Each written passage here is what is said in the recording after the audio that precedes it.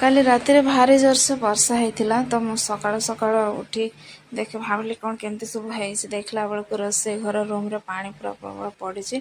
plastic ढमारे अधा ढमा पानी होता एजबेस्ट फाटिकी जो पानी पड़ी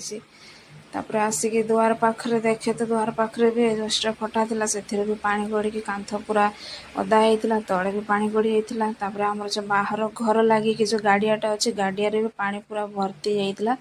एमती लगुला जमती चारिपार्श्वे पानी भितर आम घरटा होती जोरदार वर्षा हुए सांग मैंने आम घरटा लगुच सतरे पूरा भाषब तो एपटे आमर गेट पाखरे देखो तो रास्ता पाखरे से भी गोटे गाड़िया से भी पानी